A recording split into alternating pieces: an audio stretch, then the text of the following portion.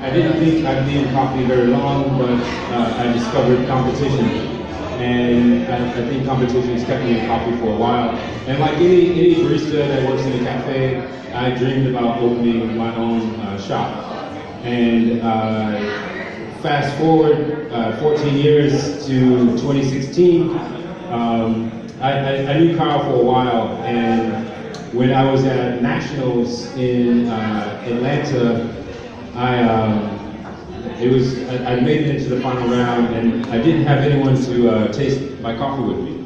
I don't know where all my coworkers were, but they weren't not backstage at 8 a.m. But this guy was, and I knew Kyle for a while, and we live in the same city, and tasted coffee a few times, and I was like, hey dude, why don't you taste this coffee with me, because I'm nervous and I can't taste anything. And this guy has an amazing palate, and he will tell you exactly what you need to hear and not what you want to hear. Sometimes that is very humbling and frustrating, but it worked.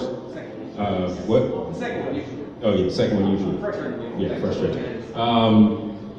And so I went on to win the U.S. and Counterculture said that I could bring anyone with me to Dublin, to Worlds, and of course, I asked Kyle to come with me. And while we were in Dublin, we were kind of waxing the idea of opening a cafe together. He wanted, a cafe that had all equipment murdered out black, and I wanted all the equipment nice and white and clean. And we came up with the idea of a black and white cafe. And then, he never wanted to compete again until after he saw the Worlds in Dublin. And after we got back to the States, he wanted to compete again and asked me to coach him for US this year in Seattle. And he won, surprisingly. He did a good job. I thought he was going to come in last, but no.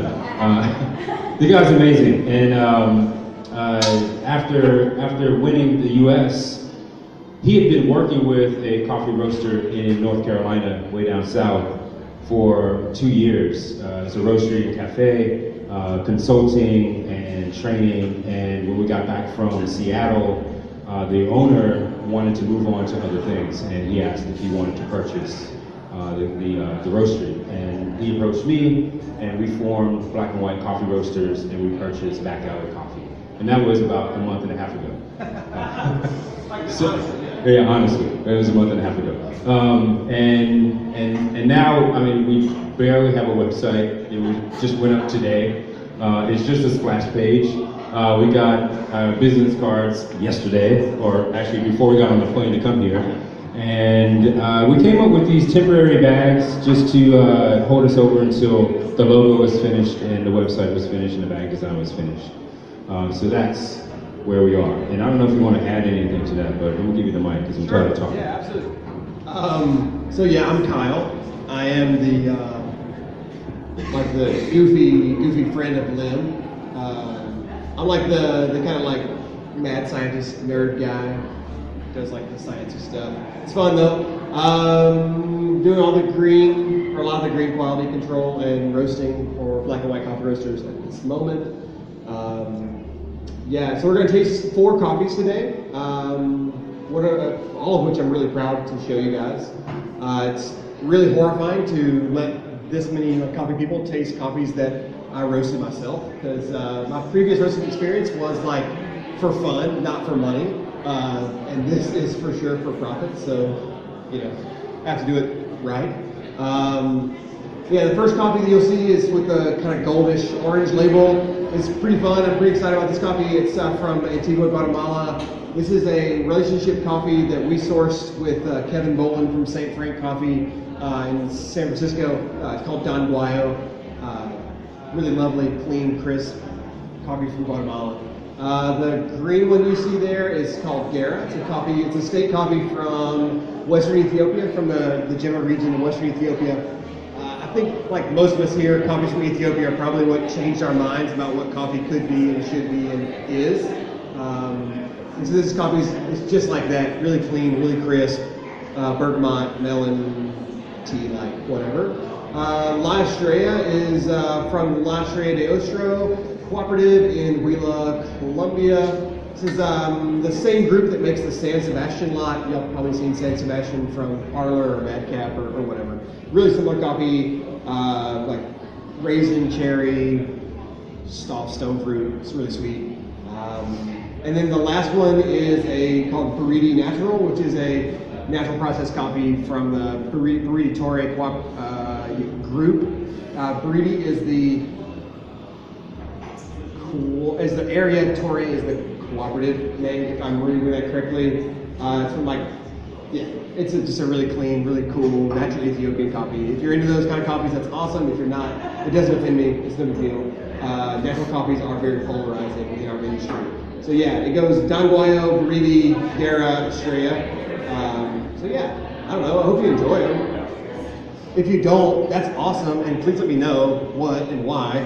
I am not afraid nor going to be hurt by criticism. That's like the mark of mine and Lim's relationship, is that he criticizes me and I criticize him, and it's fine. Open dialogue is what I think our industry is lacking, is that we don't dialogue about what is good and what is bad. So we continue to do bad things and we continue to do good things unknowingly. So I'm super down to discuss whatever you don't like about me in general.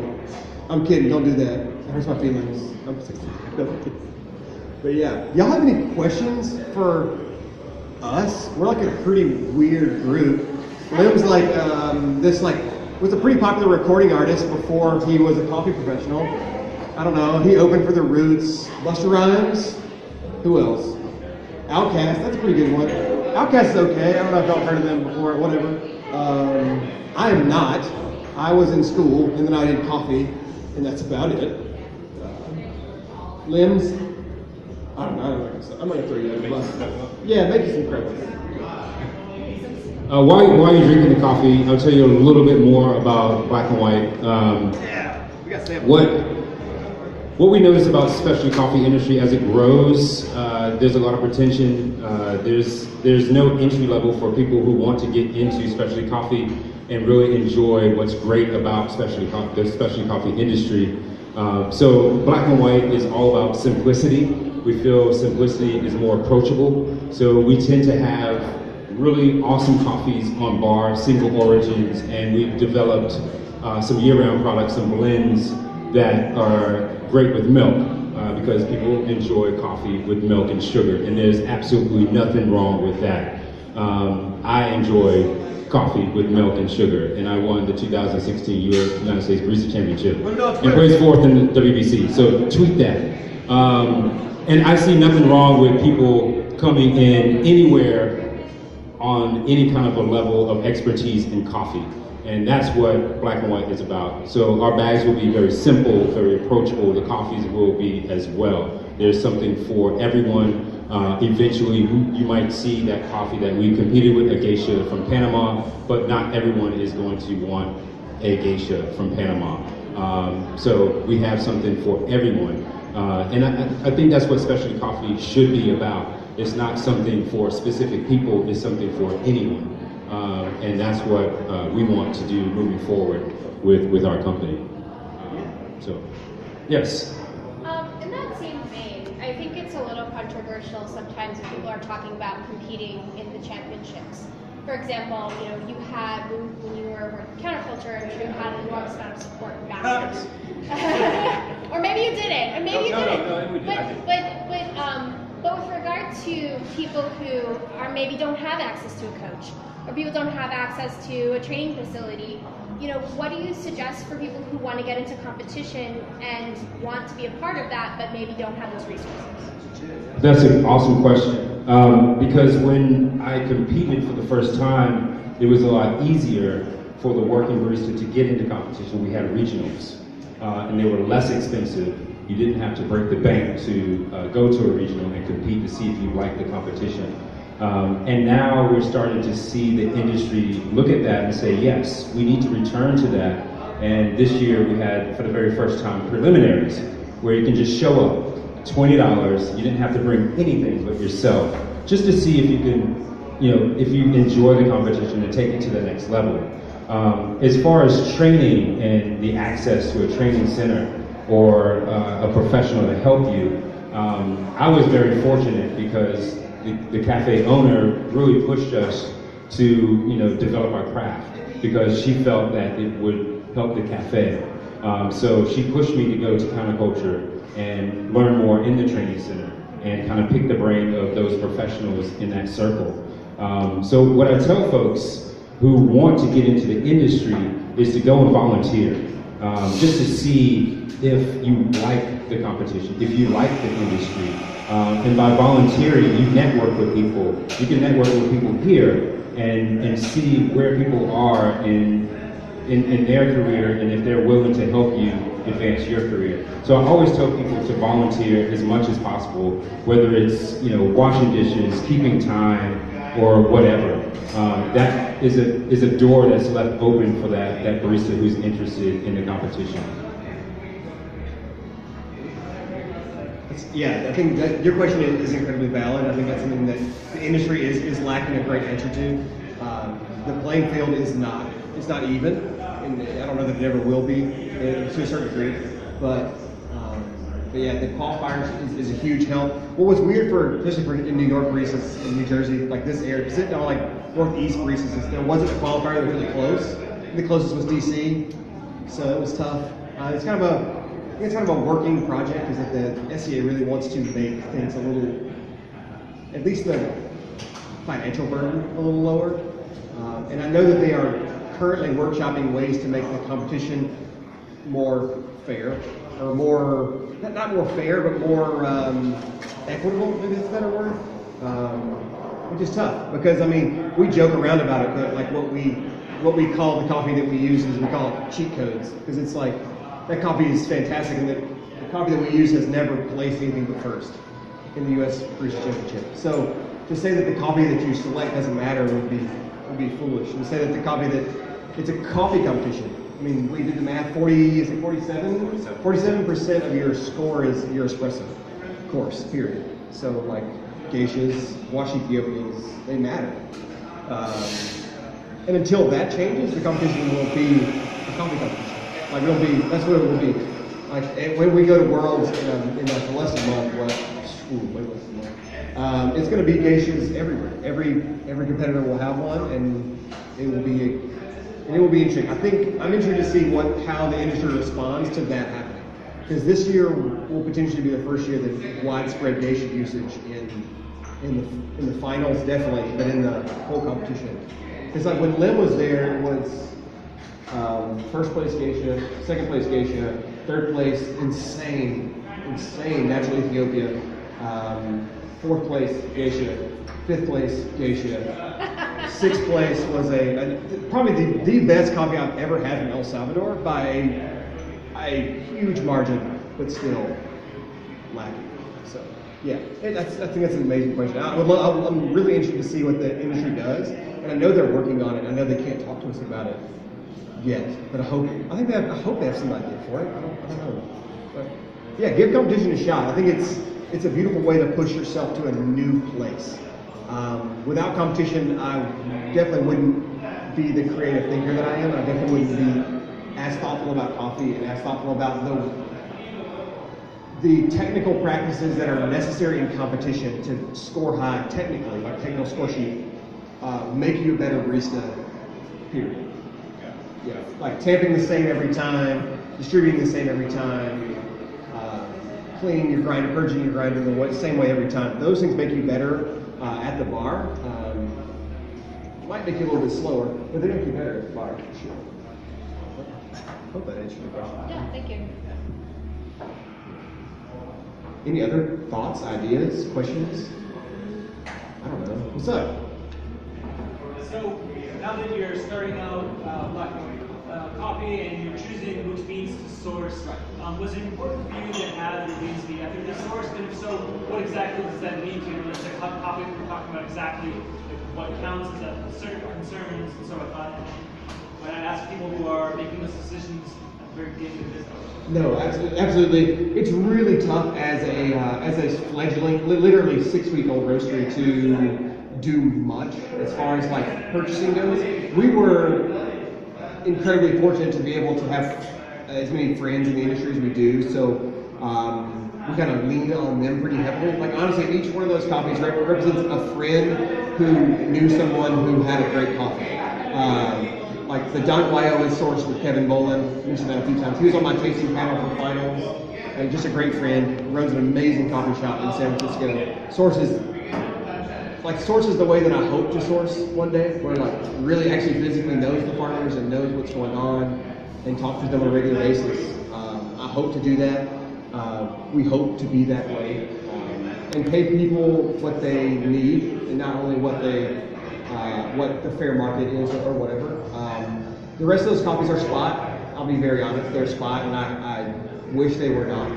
But non-spot relationships in Ethiopia are very difficult. But the coffees that make us happy are from Ethiopia, and both of us have actually been to Ethiopia and care a lot about people from there. But we're working on it. I don't know. Yeah, I think what we're able to do now is focus on some of those relationships that we've established over the years. What competition has done for me was bring me around the world with cafe imports and origin trips, Ally Coffee, and I've met farmers who are doing some amazing things I met an agronomist in Colombia who is figuring ways to combat climate change. And this is information that he's sharing with farmers in his community. And hopefully one day we'll be able to purchase coffees from that community. And this is just the stepping stone to something greater. So having those experiences in Ethiopia, in Kenya, in Colombia, Nicaragua, and now we have this opportunity to actually do something positive. Don Guayo is that first step in that positive direction of traceability, and that's very important to us. I've worked with a company for 10 years, Counterculture Coffee, where direct trade was important, organic was important, sustainability was important, and that's kind of ingrained in my soul now, and I feel that we have the obligation to do the same thing.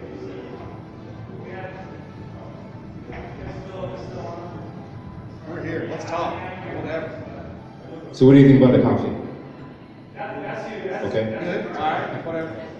I tried two of them. We have some samples for you. Actually, I have a question. Yes.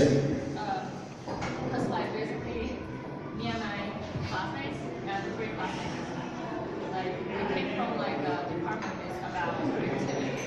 About what? Creativity and innovation. Because like me and him, we are the classmates, we want to do something about coffee, so like basically my person. So like my professor kind of feel like we need to find a way to break into the coffee industry, but in somehow I feel like there's limited boundary about to bring technology or creativity into this industry. So basically the question would be like, what do you think the future of coffee is? Oh gosh, that's a great question. It's a great question. It's a fine question. So, I mean, climate change is a real thing. There's only so much room on the mountain. So you can't move further up the mountain because there's just not enough room. So there has to be ways that farmers have to figure out to continue quality and continue to produce quantity as well. The farmer that we used in competition, Jose Gallardo, he's a civil engineer, and his farm is way up in the mountain and it rains sporadically. So he has trouble drying his coffee.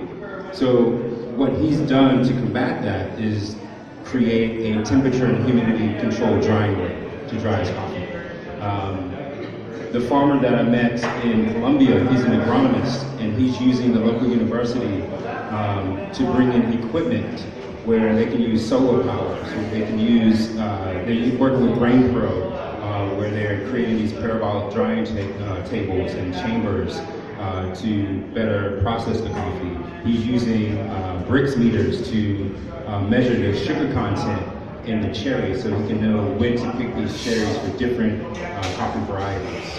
In Brazil, they are experimenting with picking cherries at certain times of day on certain parts of the tree, and what they found was at the time of between midnight and 3 a.m., the coffee trees produce the best sugars at the top of the tree and the bottom of the tree.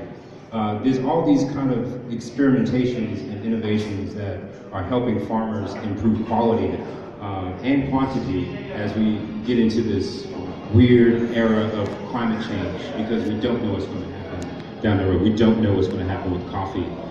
We may end up paying $20 a cup for a teepee cup because of the demand going high and the supply declining. So we don't know. Hopefully some of these innovations around the world with coffee farmers, agronomists, and scientists will come up with a solution to what's happening. So the future of coffee, I don't know, but I'm willing to help figure that out. Do you think specialty coffee is something which is becoming really famous at this point in time, because Starbucks, Joe, they're all moving to specialty coffee as well?